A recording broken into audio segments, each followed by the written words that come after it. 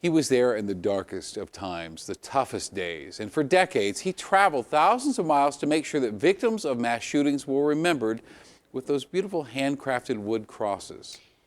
And tonight we are remembering Greg Zanis. He lost his battle with cancer today, and yet, as Denver 7's Addie Guajardo shows us, his legacy will be far from forgotten.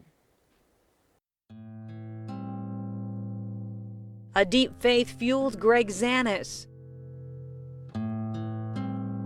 a man on a mission to bring a sliver of peace to families reeling from the loss of a loved one to gun violence. His demonstration of devotion was born out of personal tragedy. I want to let him know that Greg Zanis cares.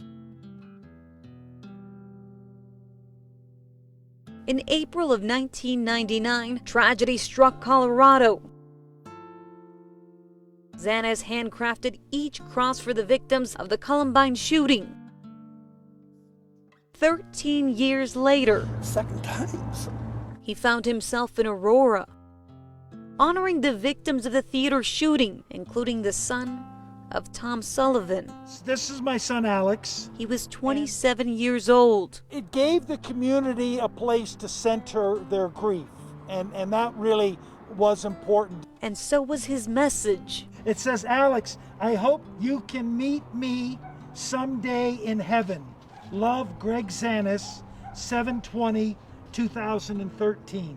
Zanis dedicated more than 2 decades of his life to crosses for losses. He traveled hundreds of miles and placed more than 27,000 crosses across the nation, from the Pulse shooting in Florida to Las Vegas and Sutherland Springs, where pain rocked a small town.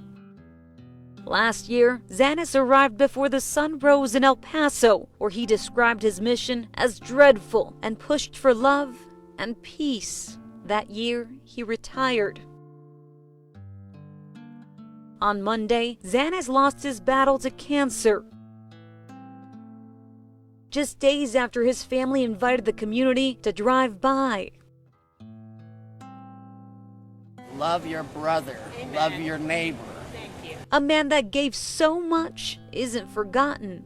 We're all going to have to do, something on our own. Addie Guajardo, Denver 7.